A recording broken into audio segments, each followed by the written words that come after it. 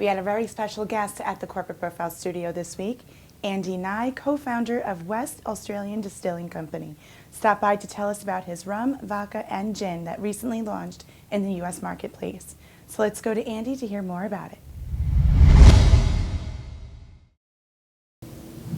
West Australian Distilling Company, or WADC, was a concept between myself and my business partner Jeff Barrymore. We commenced around 3 years ago, bringing a rum, a gin and a vodka into the US marketplace. We spent a lot of time dealing with the marketplace, doing focus groups both at the industry level and at the consumer level to make sure we had our packaging, price points and flavour profiles all where they should be prior to launching.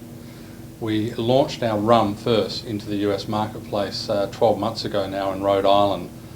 We now have distribution in Connecticut, New York, Maryland, DC and Delaware. We're focusing on the East Coast and the low-hanging fruit with the rum, particularly aimed at the water sport communities.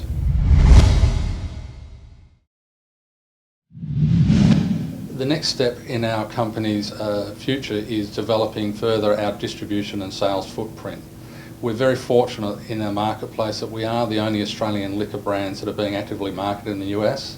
Our Australian rum, we're focused on the water sport communities, and our gin, Opal Blue Gin, is the only gin in the world being internationally marketed at the moment that has Australian bush botanicals within it.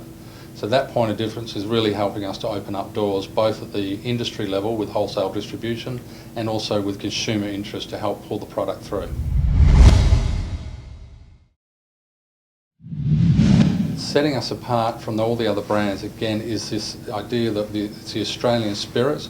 Everyone knows about the Australian culture, the marketplace. Australian wines are very well known and received here and in the international community, but Australian liquor is in its infancy, and we're really riding the front of that wave of consumer awareness for these brands in the US marketplace. The Australian rum is made from Australian Queensland sugarcane. Not a lot of people realise that Australia is actually the 9th largest producer of sugarcane in the world. So it makes sense that we make rum out of it, which we have been doing for many years, although only as a domestic product. Also with our gin, bringing that forward, again, that's opening up a lot of interest both at the consumer and the industry level because of the native bush botanicals within that product. So we're pursuing that distribution. We currently have a national restaurant chain wanting to work with us across 35 states and in excess of 1,000 doors.